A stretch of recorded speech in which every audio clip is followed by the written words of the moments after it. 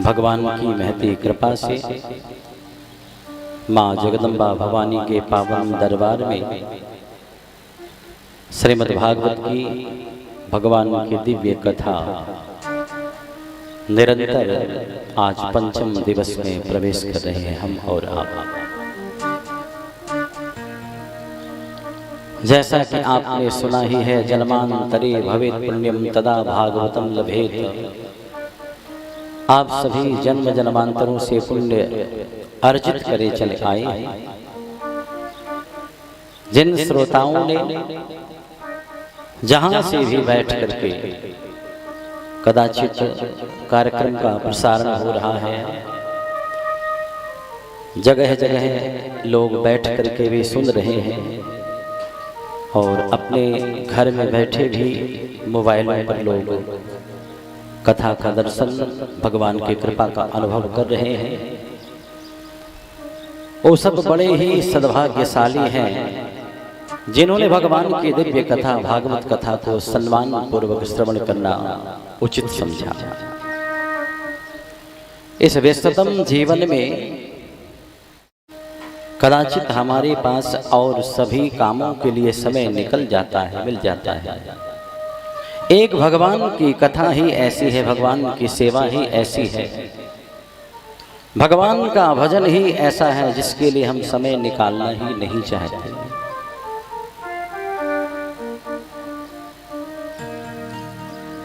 श्री सुखदेव जी महाराज ने परीक्षित को सुनाया, परीक्षित, जब जब धराधाम में धर्म की हानि होती है, अधर्म बढ़ने लग जाता है, तब तब वो परम पुरुष परमात्मा दिव्य रूप धारण करके, विविध रूप धारण करके आते हैं, प्रेम पूर्वक धर्म की स्थापना संस्थापना करते हैं, धर्मात्माओं का उद्धार करते हैं और दुष्टों का संहार भी करते हैं। परीक्षित, ऐसा ही एक समय आया, पूरी धरती के राजा अधर्मी हो गए। बचे कुचे कोई भक्त राजा थे जो भगवान को मानने वाले, संतों की शरण में आने वाले थे। प्रायः राजा अधर्मी हो गए, अकेला कंस ही नहीं। ऐसी अवस्था, ऐसी विषम परिस्थिति में धरती माता पाप के बोझ से डूबने लगी, दबने लगी। धरती माता ने गौ का रूप धारण किया। गौ का रूप धारण करके धरती माता संत महात्माओं के पास गई।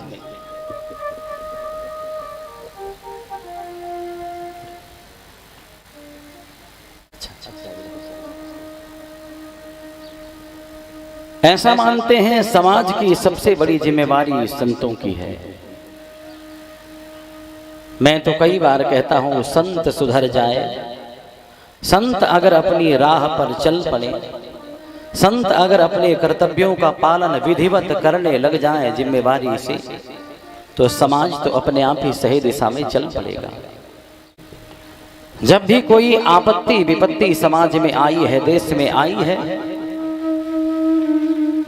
संत महात्माओं ने सबसे आगे बढ़ के उसका निराकरण ढूंढने का प्रयास किया है।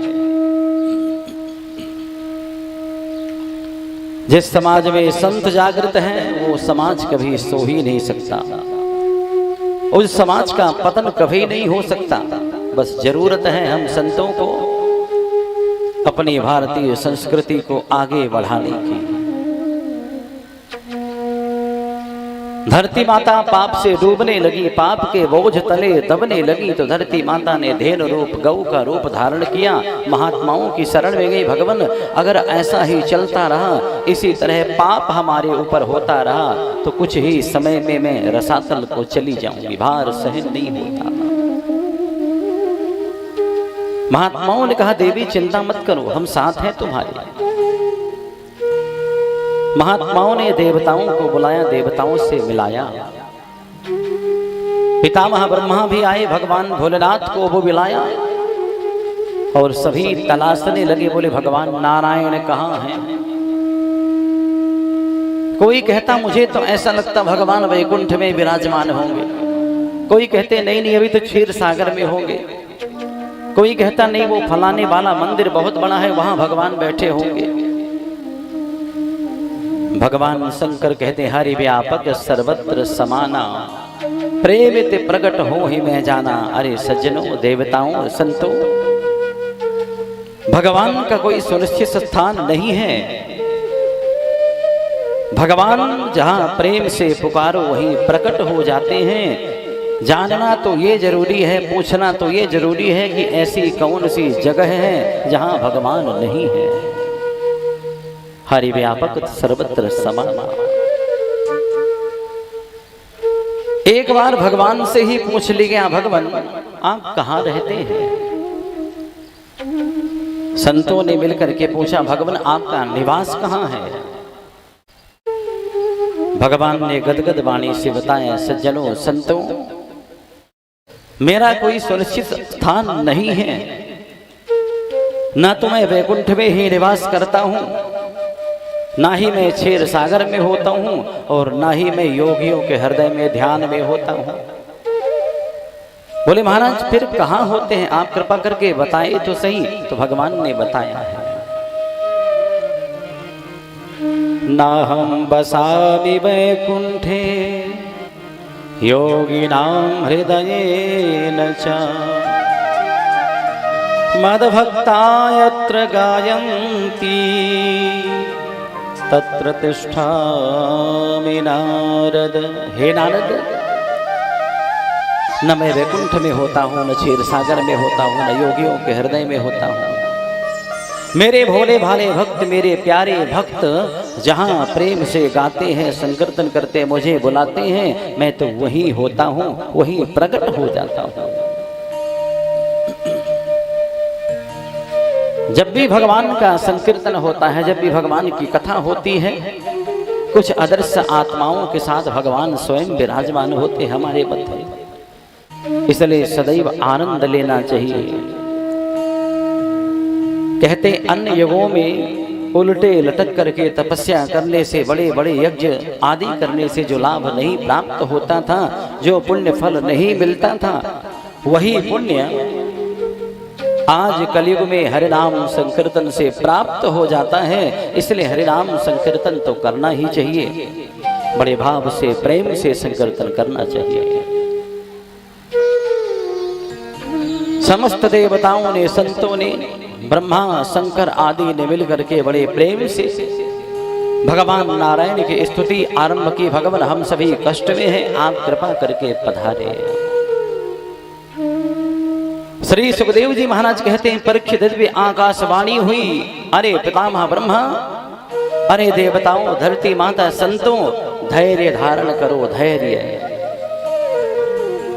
वो समय दूर नहीं है जब मैं सुंदर रूप धारण करके ब्रजमंडल में अवतरित होऊंगा, आप सभी के कष्टों को दूर करके पुनः धर्म की संस्थापना करूंगा और अधर्मात्माओं को विदा करूंगा। श्री सुखदेव जी महाराज कहते हैं, परीक्षित देवता प्रसन्न हो गए, ब्रह्मा आनंदित हो गए, संत भी आनंद से भरपूर हो गए। धरती माता को भी आश्वासन मिला, धैर्य धारण करके धरती माता भी इंतजार करने लगी।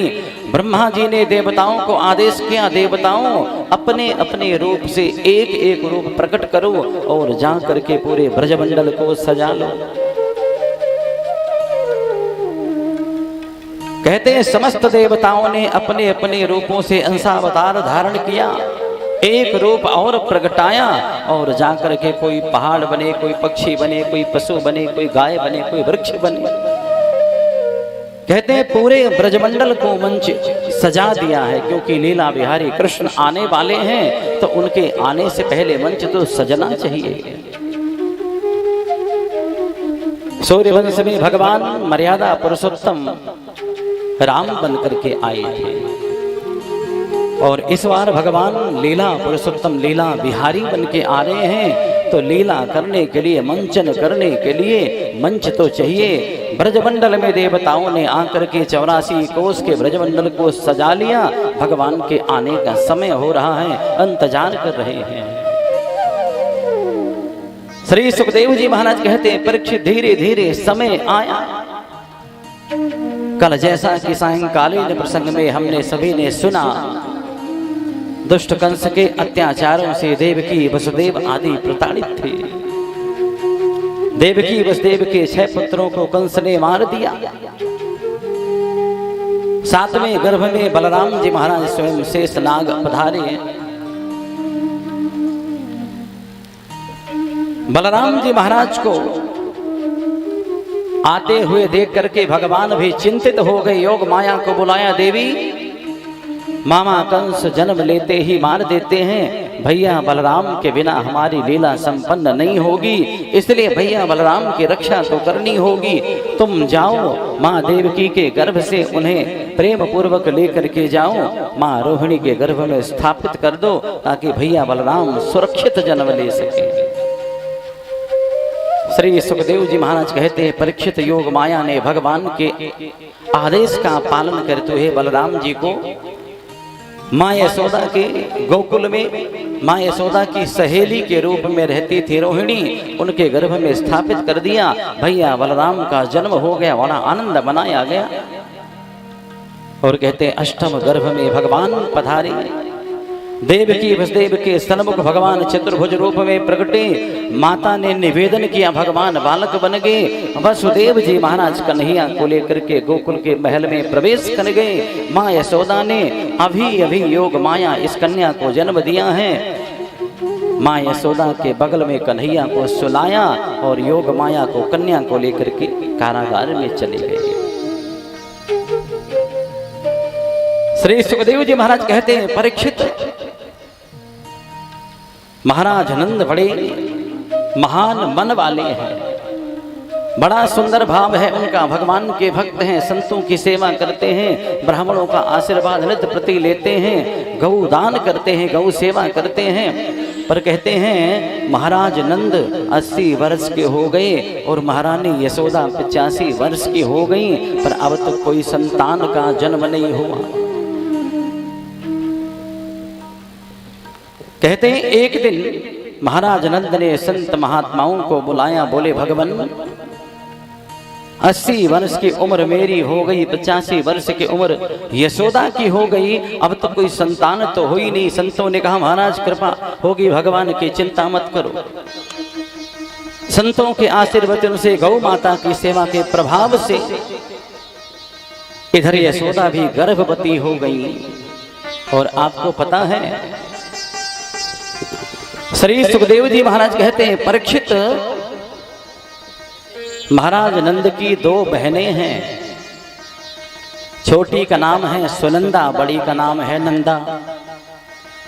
नंदा सुनंदा ने जैसे ही सुना कि भाभी गर्भवती हो गई है, न जाने कितने लंबे अरसे के बाद लंबा इंतजार पूरा हुआ है, तो नंदा सुनंदा अपने घर से तैयारी करके महाराज नंद के भवन में आ गई।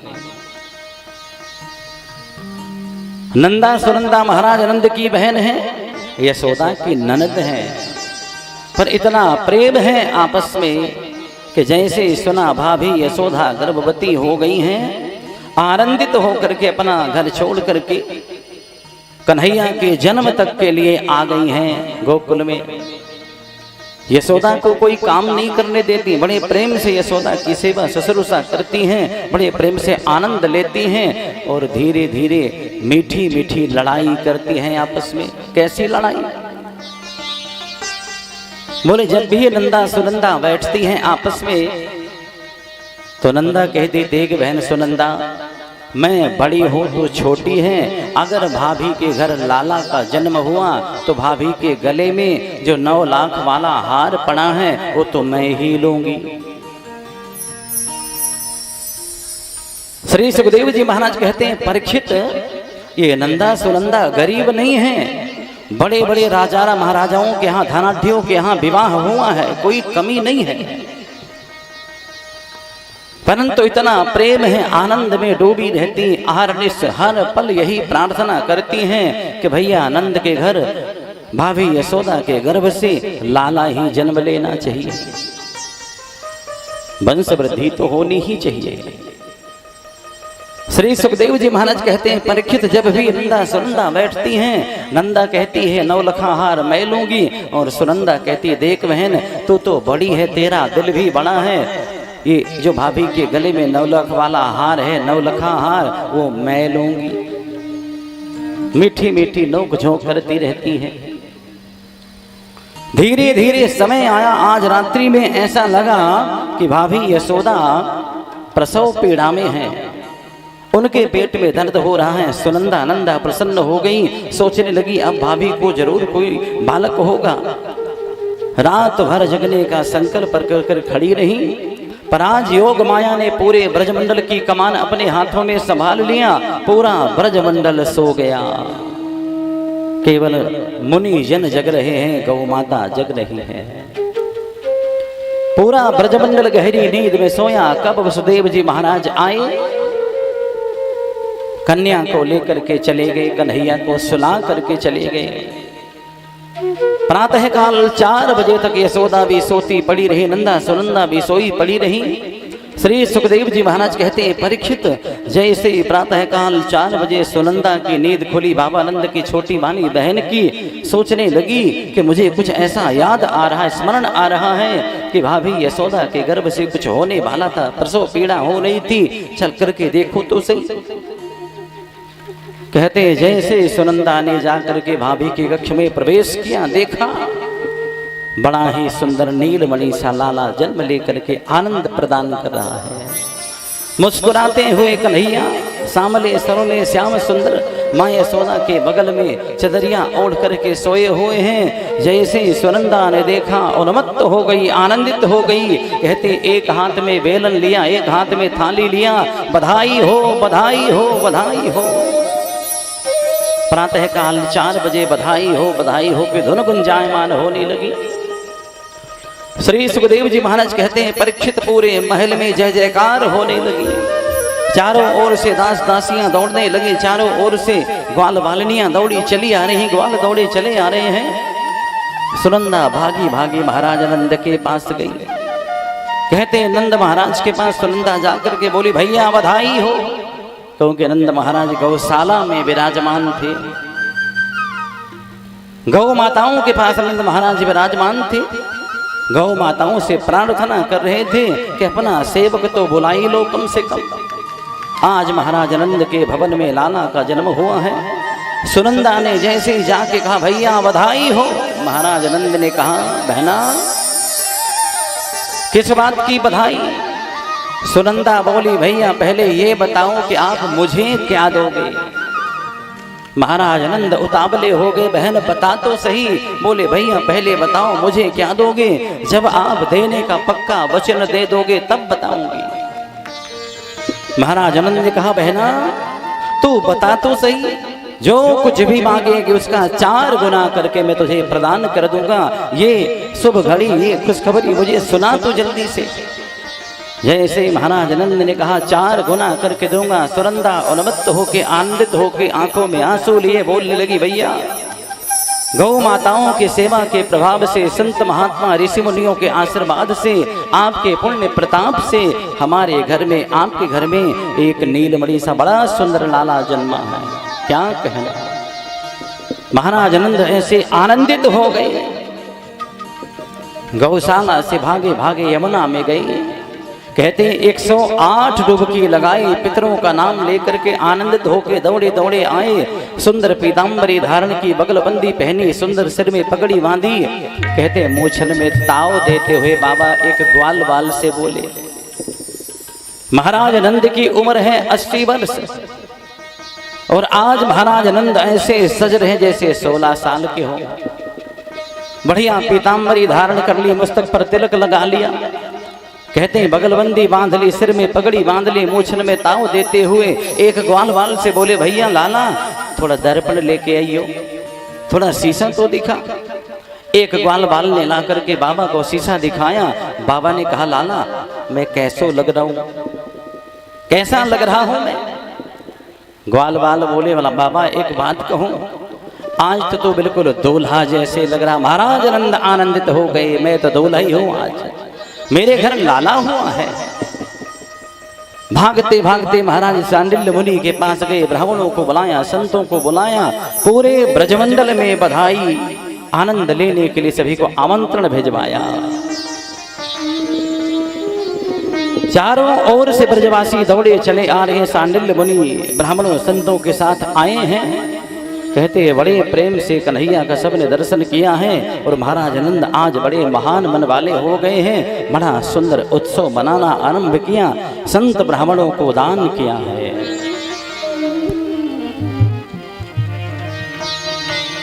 नंदस्त्वात्मज उत्पन्नो जाताह्लादो महामना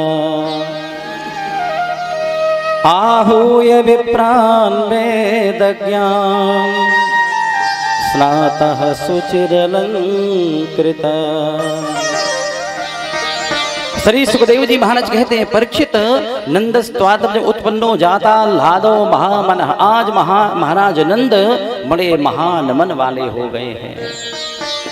आहूय विप्रान् वेदज्ञान, कहते हैं ब्राह्मणों को बुलाया, संतों को बुलाया, बड़े बड़े वेदज्ञ और बड़े बड़े ज्योतिषी ब्राह्मण आए हैं। सभी को प्रेम से आसनों पर बिठाया है, विधिवत सभी की पूजा की है और कन्हैया का जात कर्म संस्कार किया। सभी आनंदित होकर के भगवान का दर्शन कर रहे हैं। चारों ओर से ब्रजमंडल से गोपी ग्वाल आए हैं।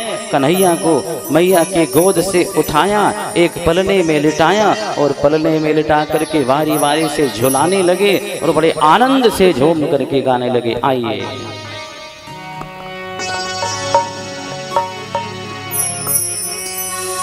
कन्हैया झूले पालना ने कुहोले झूठा दीजो।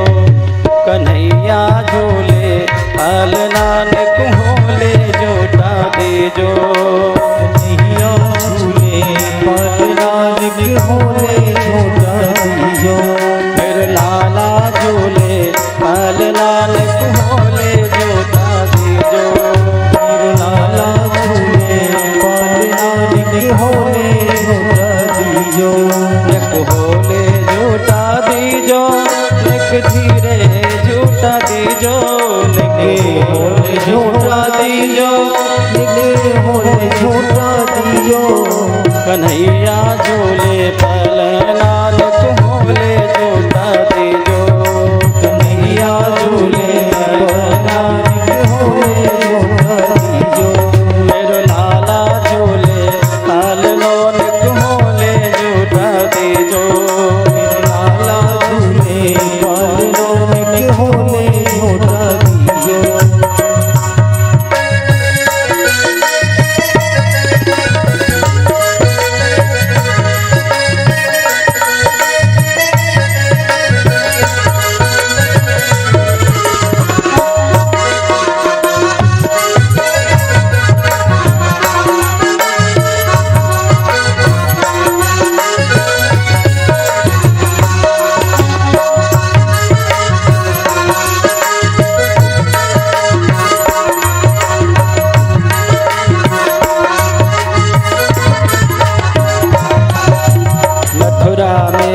जन्म लियो है, मथुरा में आने जन्म लियो है। मथुरा में आने जन्म लियो है।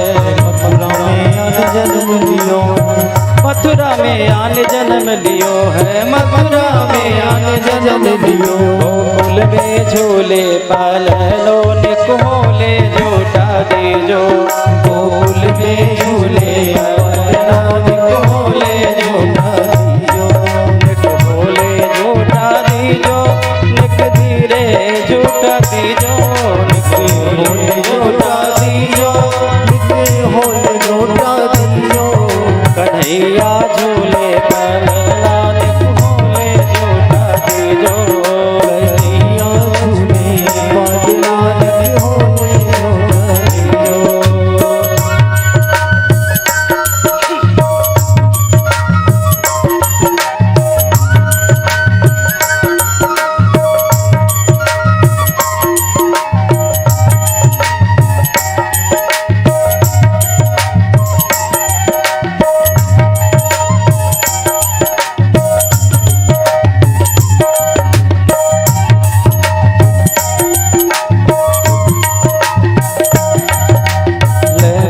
वसुदेव चले गोकुल बोले वसुदेव चले गोकुल बोले वसुदेव चले गोकुल बोले वसुदेव चले गोकुल बोले वसुदेव चले गोकुल बोले वसुदेव चले गोकुल या चरण पखारे नानक होले जोटा दे जो या चरण पखारे नानक होले जोटा दी जो निक होले जोटा दी जो निक धीरे जोटा दी जो निक होले जोटा दी जो निक होले जोटा दी जो मेरो लाला झूले बल नानक होले जोटा दी जो मेरे लाला झूले बल नानक होले जोटा दी जो कन्हैया झूले बल नानक होले जोटा दी जो कन्हैया झूले बल नानक होले जोटा दी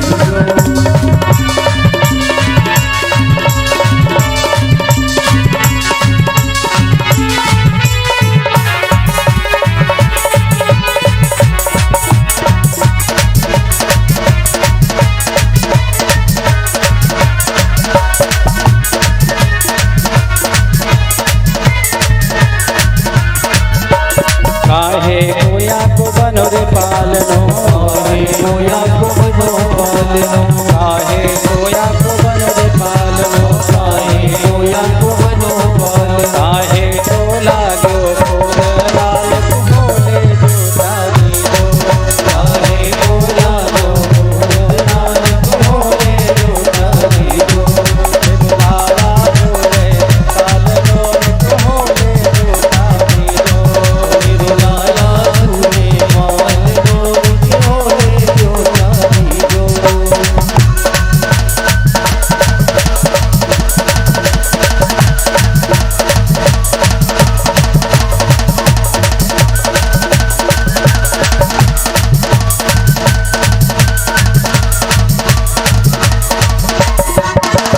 रतन जटिया को बन पालनो रतन जटिया को बनो पालनो रतन जटिया को बन पालनो रतन जटिया को बनो पालनो रतन जटिया को बन पालनो रतन जटिया को बनो पालनो रेशम को लागो फूल नानक होले जोटा दी जो रेशम को लागो फूल नानक होले जोटा दी जो कन्हैया झूले बल नानक होले जोटा दी जो कन्हैया झूले बल नानक होले जोटा दी जो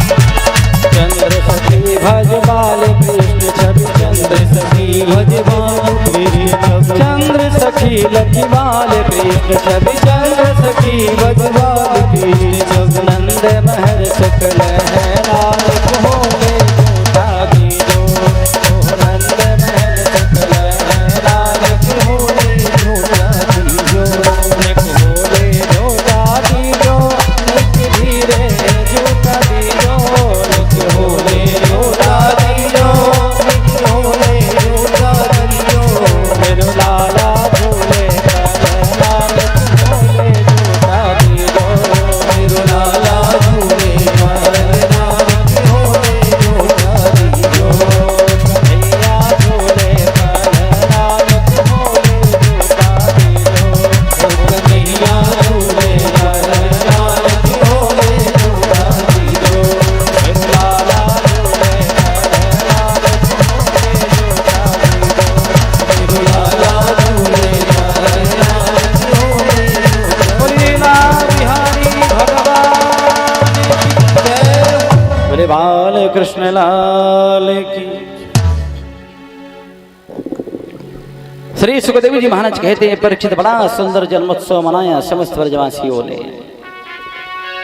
विलक्षण जन्मोत्सव मनाया है ब्रजवासियों ने और एक और भी बड़ी सुंदर सूचना मिली कहते हैं जो किशोरी राधा जी हैं, कहते हैं किशोरी राधा के बिना तो ब्रजमंडल का अस्तित्व ही नहीं है। राधा नहीं तो कृष्ण नहीं, कृष्ण नहीं तो ब्रज नहीं। किशोरी राधा जी की जन्मस्थली बरसाना धाम। ऐसा हमारे विद्वानों ने माना किशोरी राधा जी कन्हैया से 11 महीने बड़ी हैं उम्र में।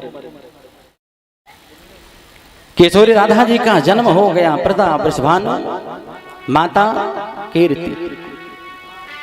कहते महाराज कीर्ति वृषभानु के घर कन्या का जन्म हुआ।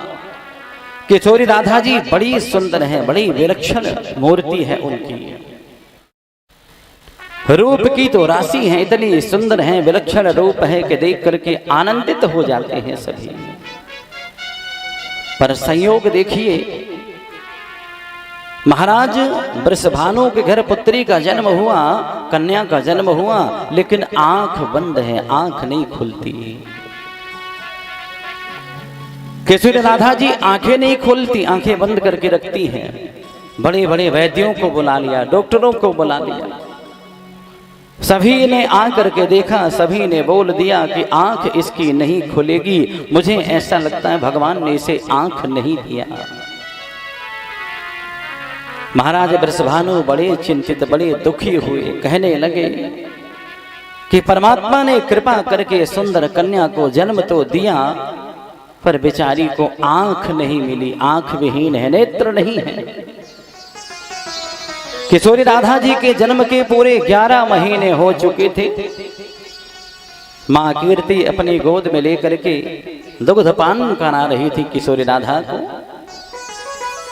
ब्रजमंडल में कन्हैया का अवतार हो चुका है, बाबा नंद के घर लाला का जन्म हुआ है। कहते हैं खबर फैलती फैलती जैसे बरसाने गई। एक दासी ने आकर के महारानी कीर्ति से कहा, महारानी बड़ी सुंदर सूचना है। बोले क्या हुआ बताओ।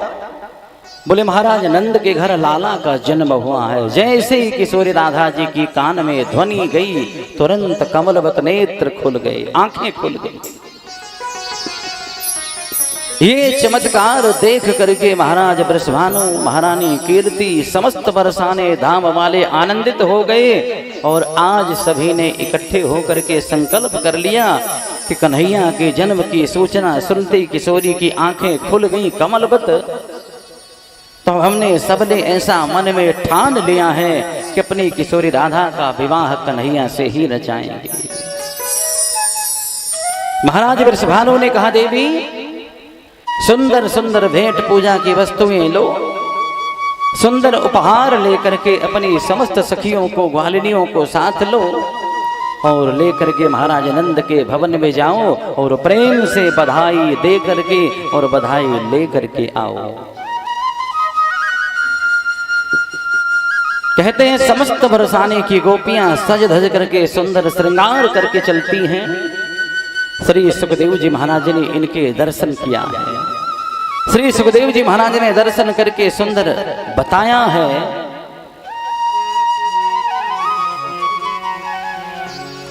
गोप्यः सुमृष्टमणि कुंडलनिष्क कंठा चित्रांबरा पथिगता च्युतमाल्य वर्षा नंदालयं सबलया ब्रजितिर्विरेजुर व्यालोल कुंडल पयोधर हार शोभा। श्री सुखदेव जी महाराज भाव विभोर कहते हैं, परीक्षित एक बात बताऊं, आज बरसाने की गोपियों ने इतना सुंदर श्रृंगार किया है, विलक्षण रूप धारण किया है और सभी ने अपने अपने बालों में, अपने अपने जोड़े में फूलों के गजरे गूंथ लिए हैं, अपने अपने बालों में फूलों को सजा लिया है और बड़े प्रेम से गुनगुनाती गाती नृत्य करती हुई कन्हैया से मिलने, कन्हैया का दर्शन करने चली जा रही हैं। श्री सुखदेव जी महाराज कहते हैं, परीक्षित इन गोपियों के सिर पर, इनके गजरे में जो फूल गुथे हुए हैं वो फूल एक एक करके टूट करके इन गोपियों के चरणों में गिर रहे हैं। मानो ये कहना चाहते हैं कि हम इन गोपियों के सिर पर नहीं, हम तो इनके चरणों के नीचे बिछने लायक हैं, क्योंकि ये स्वयं भगवान से मिलने चली जा रही। आनंदित होकर के गोपियां चली जा रही हैं और बड़े प्रेम से गाती गुनगुनाती हुई चली जा रही। आइए एक बार आनंद लेते हैं।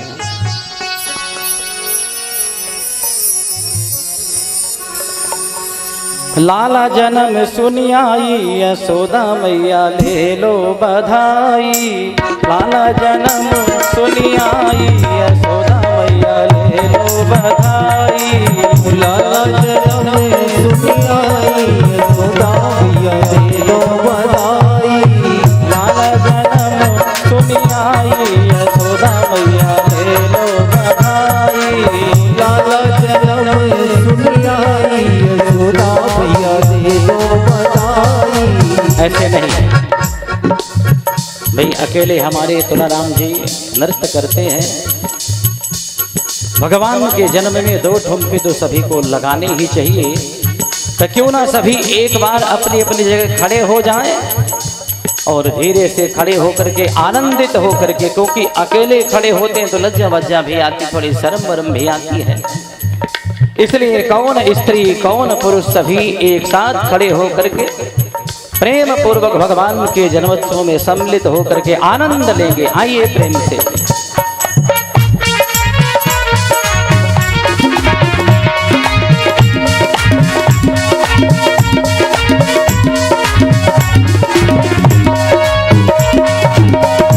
जिनको नाचना वाचना आता है तो नाचेंगे, और जिनको नाचना अब तक नहीं आता तो बगल वाले को देख करके सीखेंगे। पर इतना ख्याल रखना, बगल वाले को धक्का मत मार देना, है ना। आइए प्रेम से।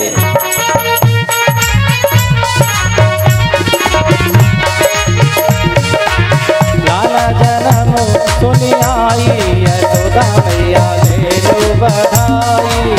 लाला जन्म सुनी आई, यशोदा मैया ले लो बधाई। ले लो बधाई मैया ले लो बधाई। ले लो बधाई मैया ले लो बधाई। ले लो बधाई मैया ले लो बधाई। ले लो बधाई मैया ले लो बधाई। कृष्ण जन्म सुनी आई, यशोदा मैया ले लो बधाई। कृष्ण जन्म सुनी आई, यशोदा मैया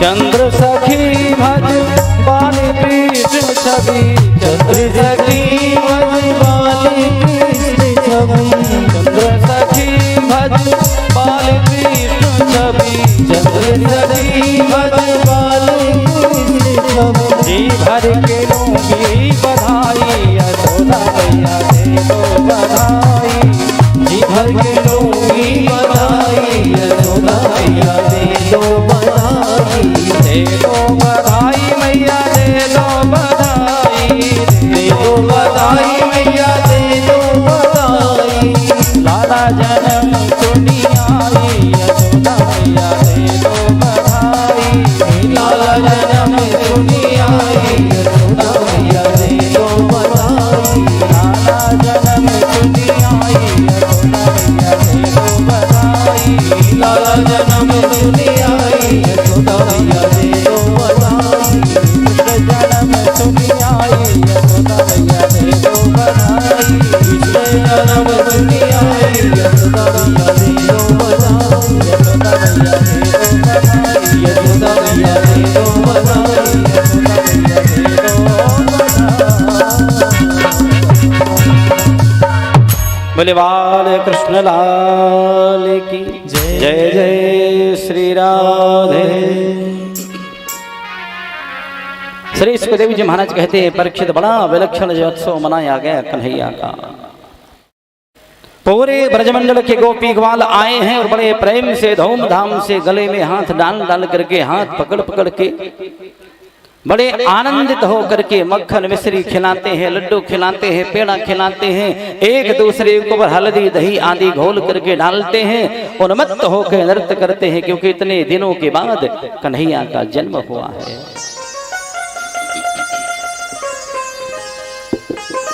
यहाँ सुखदेव जी महाराज ने बड़ी विलक्षण लीला का वर्णन किया। परीक्षित, ये कोई साधारण दिन नहीं था। कन्हैया के रूप माधुरी का दर्शन करके भगवान सूर्य नारायण का रथ रुक गया। भगवान सूर्य नारायण ने सोचा कि चंद्रवंश में बड़ा सुंदर स्वरूप लेकर के भगवान प्रगटे हैं, एक बार दर्शन तो करूं, एक पल दर्शन करके आगे बढ़ जाऊंगा। पर जैसे विलक्षण रूप मोहिनी रूप भगवान का दर्शन किया, कहते 6 महीने तक सूर्य भगवान की समाधि लग गई, एक जगह रुके रह गए। ये लंबा दिन 6 महीने का हो गया। कन्हैया का जन्मोत्सव 6 महीने तक चलता रहा, लंबा एक दिन 6 महीने वाला। कहते और भी 2-3 दिन व्यतीत हो गए। अचानक आज महाराज नंद को एक बात याद आई। महाराज नंद ने सोचा कि इतने दिनों के बाद हमारे घर लाला का जन्म हुआ है और हमने महाराज कंस को कोई भेंट पूजा नहीं दी, महाराज कंस को हमने कोई चढ़ावा नहीं चढ़ाया। महाराज कंस बड़े दुष्ट आत्मा है। चक्रवर्ती सम्राट कंस इतना अत्याचारी है, किसी की खुशी बर्दाश्त नहीं होती उसको। महाराज आनंद ने कहा, भैया तुम्हारा लाला है, तुम्हारी मैया घर पे है, जिस भी चीज की जरूरत पड़े, जो भी कमी पड़े, मैया को बता देना, उपलब्ध करा देगी। मुझे महाराज कंस को भेंट पूजा दे के आना होगा। बैलगाड़ियों में सुंदर सुंदर सामग्री रखी, वस्त्र रखे, अनाज आदि रख लिया, सोना चांदी गहने रखे, दूध दही मक्खन आदि रख लिया बैलगाड़ी में। 1-2 सेवकों को लेकर के महाराज आनंद मथुरापुरी चले गए। जाकर के कंस को भेंट दिया। कंस को जैसे सूचना दिया, महाराज आपकी कृपा से हमारे घर पुत्र जन्म हुआ है, तो कंस ने एक बांसुरी बांसुरी मंगवाई और महाराज आनंद के हाथ में दे दिया। कहने लगा तुम्हारा पुत्र ग्वाल बाल जन्मा है तो गाय ही तो चराएगा, लो ये बांसुरी मेरी तरफ से दे देना।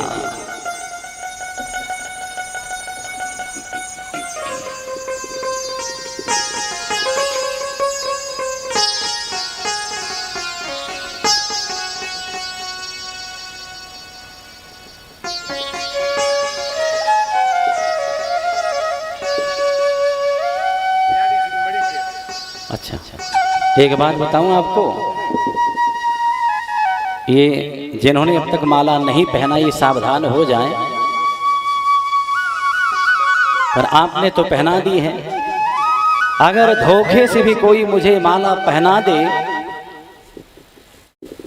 कुछ दिन बाद ही सही लेकिन कथा उसको जरूर करवानी ही पड़ती है। इसलिए जिन्होंने अब तक नहीं पहनाया है तो सावधान हो जाए, फंस न जाए कहीं, है ना।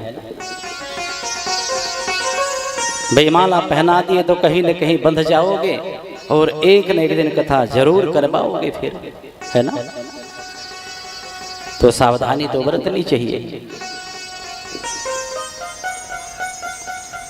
श्री सुखदेव जी महाराज कहते हैं, परीक्षित महाराज आनंद कंस को भेंट देते हैं और कंस उनको उपहास करता हुआ एक बांस की बांसुरी दे देता, लो अपने पुत्र को बांसुरी दे देना, जब गाय चराने वन में जाएगा तो बांसुरी बजा लिया करेगा।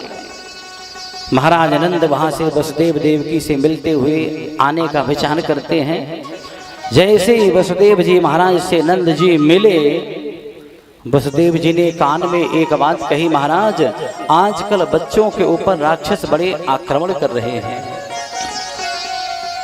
क्योंकि श्री वसुदेव जी महाराज को पता था कि कंस ने आपातकालीन सभा बुलाई थी और दुष्ट राक्षसी पूतना छोटे छोटे बच्चों को मारती हुई चली जा रही गोकुल की ओर।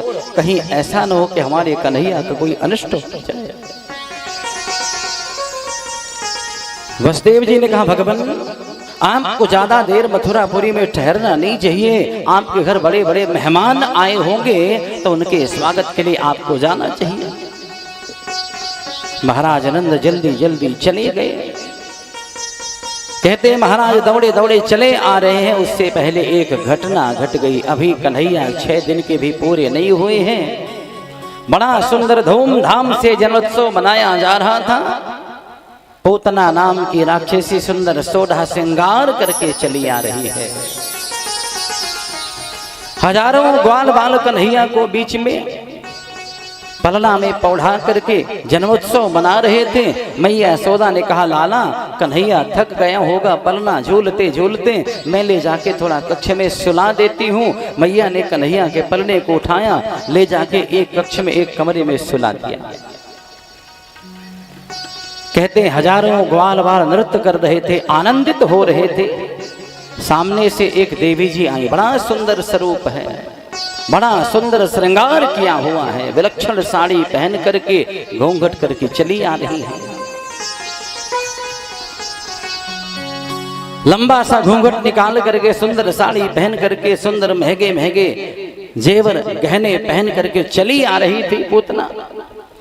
ग्वाल बालों ने देखा, बेचारों ने रास्ता दे दिया, भैया मुझे ऐसा लगता है किसी बड़े राजा महाराजा के घर से आई है, रास्ता दे दो जल्दी से। सभी हट गए।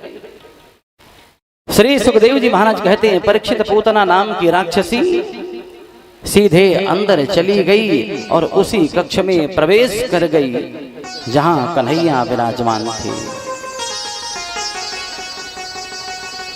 कन्हैया पलने पर विराजमान है। पूतना आकर के सामने खड़ी हो गई और अपना घूंघट उघाड़ करके मुस्कुराने लगी। बेचारी सोच रही थी, अभी 2 पल में इसको भी मार दूंगी।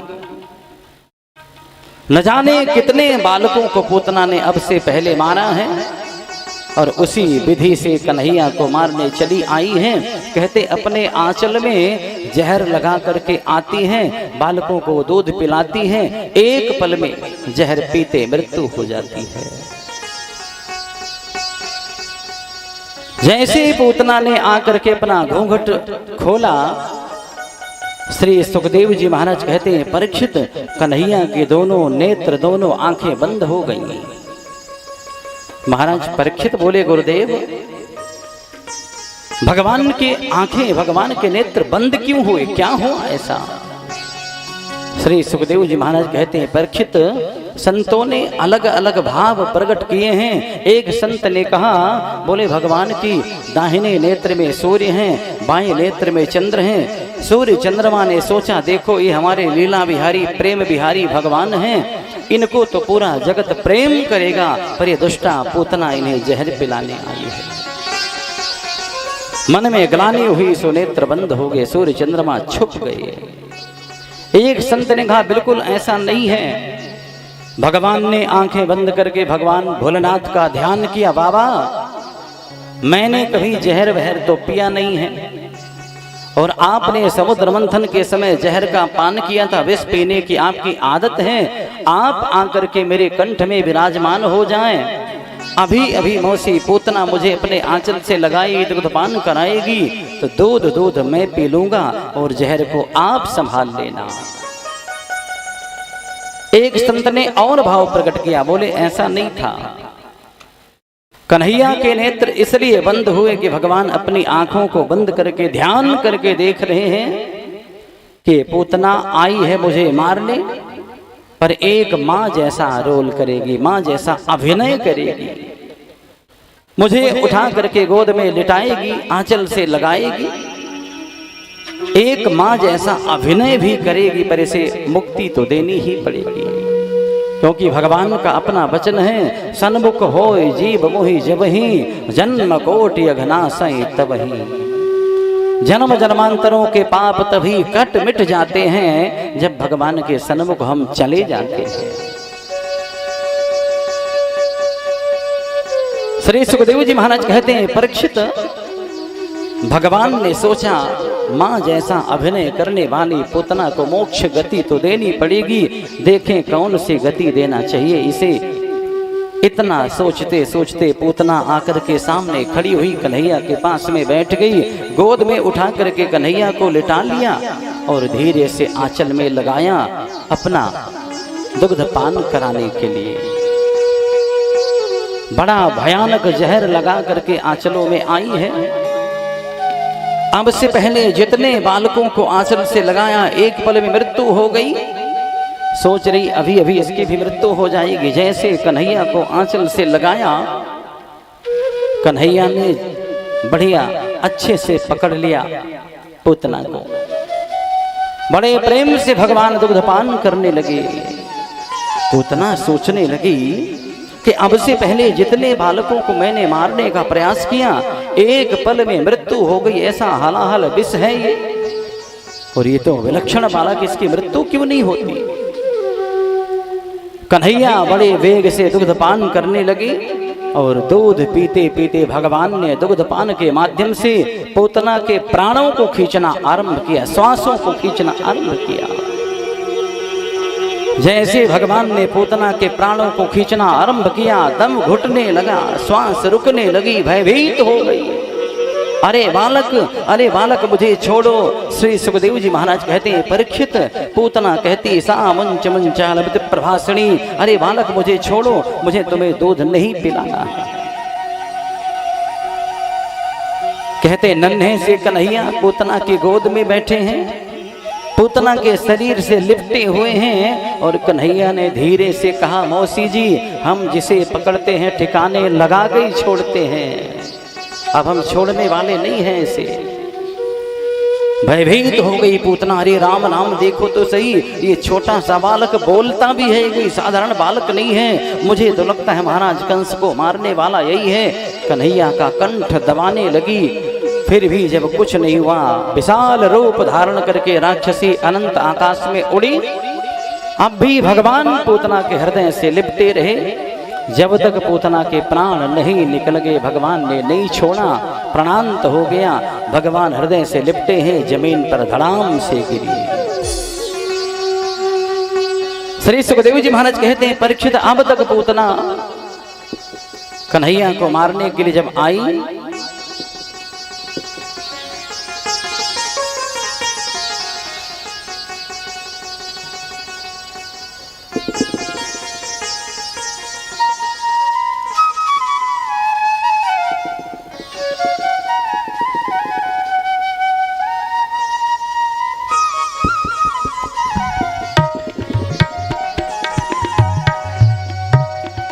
बोले भक्त वत्सल भगवान की, बाल कृष्ण लाल की जय।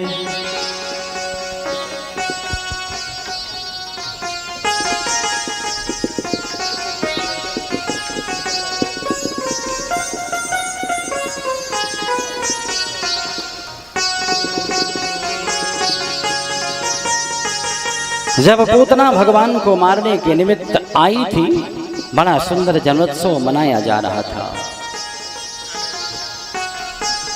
पर जैसे ही पूतना के गिरने की आवाज आई, पूतना के गिरने की इतनी जोर की आवाज गूंजी कि सारे ब्रजवासी जन्मोत्सव का गाना ताना बंद किया और भागे भागे उधर चले गए जहां पूतना गिरी हुई पड़ी थी। ग्वाल वालों ने देखा विशाल शरीर वाली राक्षसी मरी हुई पड़ी है और नन्हे से छोटे से कन्हैया पूतना के हृदय से लिपट करके अब भी दुग्ध पान कर रहे हैं। ग्वाल वालों ने सीढ़ियां जोड़ करके पूतना के शरीर से कन्हैया को उतारा, ले जाकर के यशोदा की गोद में दिया। बड़ी बूढ़ी ग्वालिनियों ने यशोदा को बड़ी डांट लगाई, अरे यशोदा 85 वर्ष की उम्र में इतने लंबे इंतजार के बाद भगवान की कृपा से तुम्हें सुंदर सा लाला का दर्शन हुआ है तो अपने कन्हैया की रक्षा नहीं कर पाती।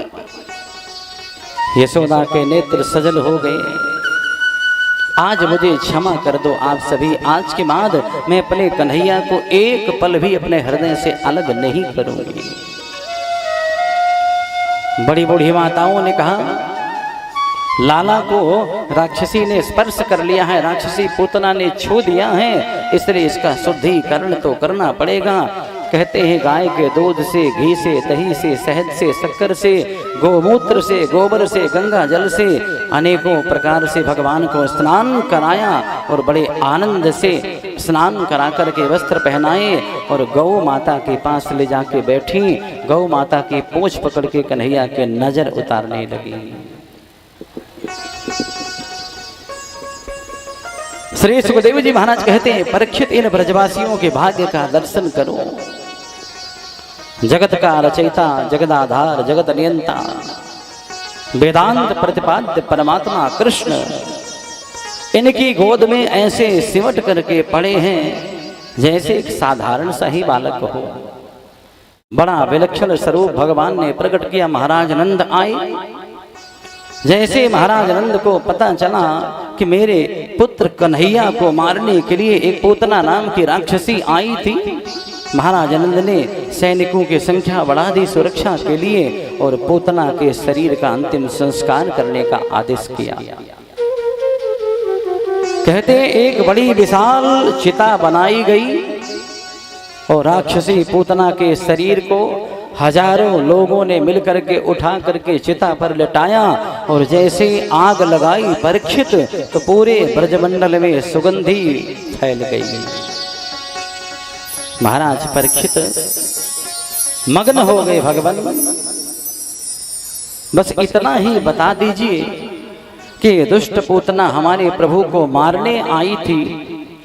कहते छोटे छोटे बच्चों को मार करके रक्तपान कर लेती है, मांस भक्षण कर लेती है, पूतना बाल घातनी है, फिर इसके शरीर से सुगंधी क्यों निकली।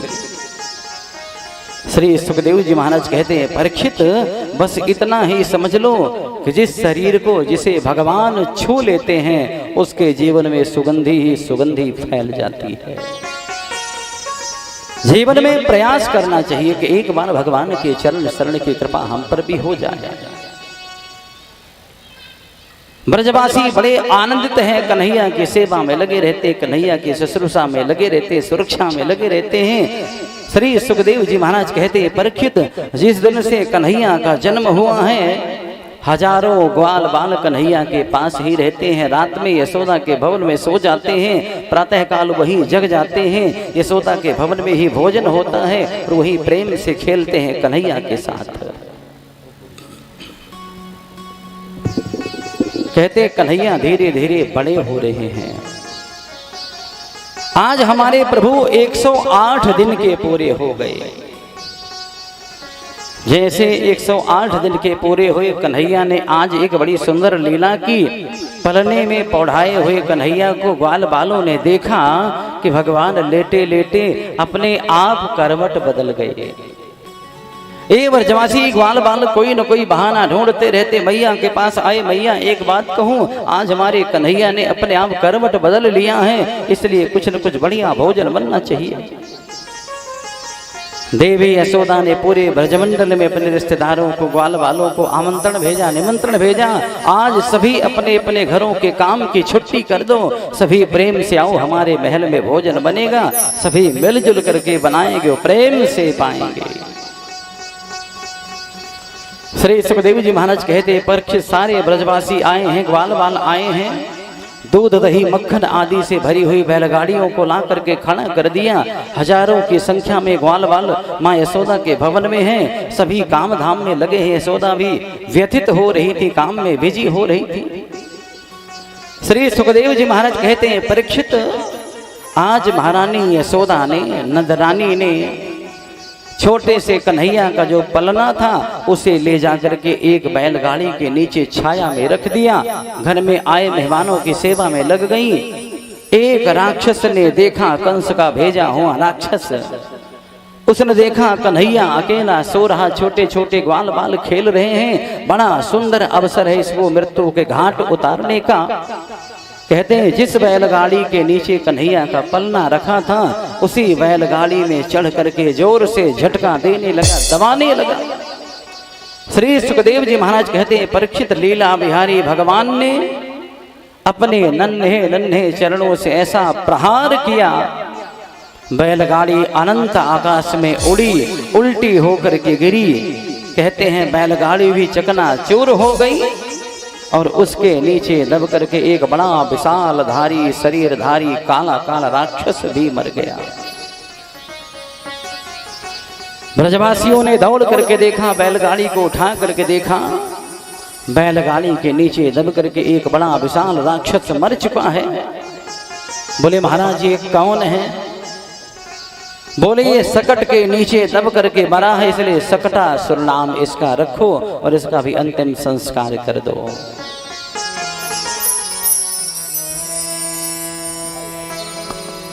जय जय राधा रमण हरि बोल, जय जय राधा रमण हरि बोल, जय जय राधा रमण हरि बोल, जय जय राधा रमण हरि बोल, जय राधा रमण हरि बोल, जय जय राधा रमण हरि बोल, जय जय राधा रमण हरि बोल, जय जय राधा रमण हरि बोल, जय जय राधा रमण हरि बोल, जय जय राधा रमण हरि बोल, जय जय राधा रमण, जय जय राधा रमण, जय जय राधा रमण, जय जय राधा रमण, जय जय राधा रमण, जय जय राधा रमण,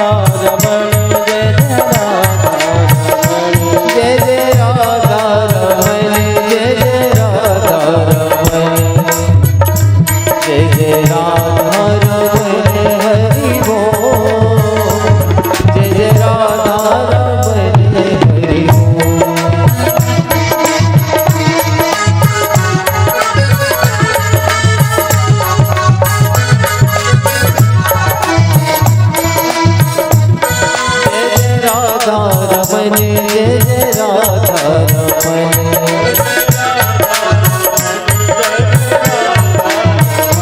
जय जय